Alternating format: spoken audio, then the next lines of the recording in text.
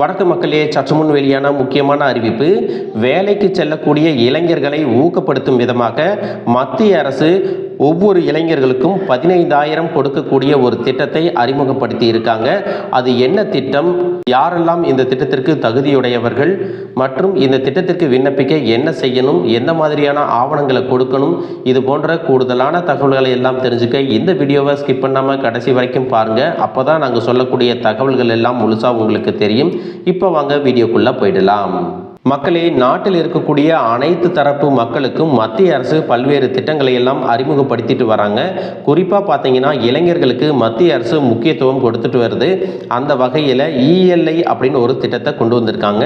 இந்த இஎல்ஐ அப்படிங்கிறது employment linked incentive scheme அப்படிங்கிற திட்டம். இந்த திட்டத்திற்கு பார்த்தீங்கன்னா பிரதமர் நரேந்திர மோடி தலைமையில் கூடிய மத்திய அமைச்சரவை கூட்டத்தில் இந்த திட்டத்தில் முறையாக ஒப்புதல் அளிக்கப்பட்டிருக்கிறது. இந்த திட்டம் முதலாக பணியில் சேரும் இளைஞர்களுக்கு நிதி உதவி வழங்கும் வகையில் வடிவமைக்கப்பட்டிருக்கிறது. நாட்டில் வேலை வாய்ப்பை அதிகரிக்கவும் புதிய பணியாளர்களை நிதி ரீதியாக மேம்படுத்தவும் கடந்த பட்ஜெட்டில் மத்திய அரசாங்கம் இந்த திட்டத்தை அறிவித்தாங்க. இந்த திட்டத்தின் கீழே சுமார் 19.2 மில்லியன் புதிய இளைஞர்களுக்கு ஒரு மாத சம்பளத்திற்கு சமமான தொகையை மத்திய அரசு வழங்கும் அப்படின்னு சொல்லியிருக்காங்க. இந்த இஎல்ஐ திட்டம் இளைஞர்களை வேலை வாய்ப்பை மேற்கொள்வதற்கு ஊக்குவிக்கும் மற்றும் இந்தியாவின் எதிர்கால தேவைகளுக்கு ஏற்ற திறமையான பணியாளர்களை வழங்கும் அப்படின்னு சொல்லியிருக்காங்க. இந்த திட்டத்திற்காக மத்திய அரசு 99,446 கோடியை ஒதுக்கீடு செஞ்சிருக்காங்க. இந்த நிதியுதவி யாருக்கெல்லாம் கொடுக்குறாங்க அப்படின்னு பார்த்தீங்கன்னா, இந்த ஊக்கத்தொகையானது முறையாக வேலைக்கு சேரும் இளைஞர்களுக்கு மத்திய அரசு 15,000 ரூபாயை வழங்குகிறது. இந்த தொகை 2 தவணைகளாக டெபாசிட் செய்யப்படும். 6 மாத வேலைவாய்ப்புக்கு பிறகு முதல் தவணையும் 1 வருடத்திற்கு பிறகு 2வது தவணையும் வழங்கப்படும் அப்படின்னு சொல்லியிருக்காங்க. ஒவ்வொரு ஊழியருக்கும் நிறுவனத்திற்கு அரசாங்கத்திடமிருந்து பணம் கிடைக்கும்.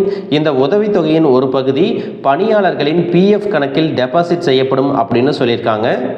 இந்த திட்டம் பார்த்தீங்கன்னா இளைஞர்களுக்கு மட்டுமல்லாமல் நிறுவனங்களுக்கும் பயனளிக்கும் அப்படின்னு சொல்லியிருக்காங்க. தகுதியுள்ள ஒரு ஊழியருக்கு அதிகபட்சமாக 3,000 ரூபாய் ஊக்கத்தொகையை அரசு நிறுவனங்களுக்கு வழங்கும். இந்த தொகை EPFOவில் பதிவு செய்யப்பட்டு புதிய இளைஞர்களை பணியமர்த்தும். EPFOவில் பதிவு செய்யப்பட்டு புதிய இளைஞர்களை பணியமர்த்தும் நிறுவனங்களுக்கு வழங்கப்படும் அப்படின்னு சொல்லியிருக்காங்க. இந்த நடவடிக்கையால் பார்த்தீங்கன்னா அனைத்து நிறுவனங்களும் புதிய பணியாளர்களை நியமிப்பாங்க அப்படின்னு சொல்லியிருக்காங்க. மக்களே, இதில் கவனிக்க வேண்டிய முக்கியமான விஷயம் என்ன அப்படின்னு பார்த்தீங்கன்னா, 50க்கும் குறைவான ஊழியர்களை கொண்ட நிறுவனங்கள் குறைந்தது 2 புதிய ஊழியர்களை நியமிக்க வேண்டும். அதே நேரத்தில் 50க்கும் மேற்பட்ட ஊழியர்களை கொண்ட நிறுவனங்கள் குறைந்தது 5 புதிய ஊழியர்களை நியமிக்க வேண்டும் அப்படின்னு சொல்லியிருக்காங்க. இந்த ஊழியர்களுக்கு குறைந்தபட்சம் 6 மாத பணியாவது கொடுக்கணும் அப்படின்னு சொல்லியிருக்காங்க. இந்த திட்டத்தினுடைய தகுதி வரம்புகள் என்ன அப்படின்னு பார்த்தீங்கன்னா, முதன்முறையாக ஒரு வேலையில் சேருபவர்கள் மற்றும் EPFOவில் சேர்ந்தவர்கள் மட்டுமே இந்த திட்டத்தின் மூலமாக பயனடைய தகுதியுடையவர்கள். இந்த திட்டத்தில் பயனடைய விரும்புபவர்களின் சம்பளம் 1 லட்சத்திற்கு மிகாமல் இருக்க வேண்டும். அவர்கள் EPFOவில் பதிவு செய்யப்பட்ட நிறுவனத்தில் மட்டுமே பணிபுரிய வேண்டும் அப்படின்னு சொல்லியிருக்காங்க. இந்த திட்டத்திற்கான ஊக்கத்தொகையை எப்படி வாங்கலாம் அப்படின்னு பார்த்தீங்கன்னா, இந்த திட்டத்திற்கு தனியாக விண்ணப்பங்கள் சமர்ப்பிக்க வேண்டிய அவசியம் இல்லை. நீங்கள் வேலையில் சேர்ந்ததுக்கு அப்புறம் EPF கணக்கு செயல்படுத்தப்படும். அதற்கு பிறகு தானாகவே உங்களுடைய விண்ணப்பங்கள் எடுத்துக்கொள்ளப்படும் அப்படின்னு சொல்லியிருக்காங்க.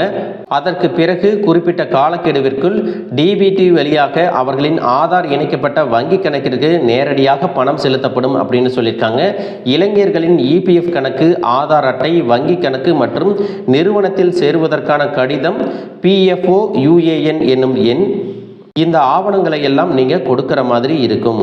மக்களே, இந்த வீடியோ உங்களுக்கு ரொம்பவே பயனுள்ளதாக இருந்திருக்கும் அப்படின்னு நினைக்கிறேன். இது போன்ற அரசு அறிவிக்கிற அனைத்து உண்மை அப்டேட்களையும் தெரிஞ்சுக்க நம்ம சேனலை சப்ஸ்கிரைப் பண்ணுங்கள். வீடியோ பிடிச்சிருந்தா ஒரு லைக் பட்டனையும் தட்டி விட்டுருங்க. தேங்க்யூ ஃபார் வாட்சிங்.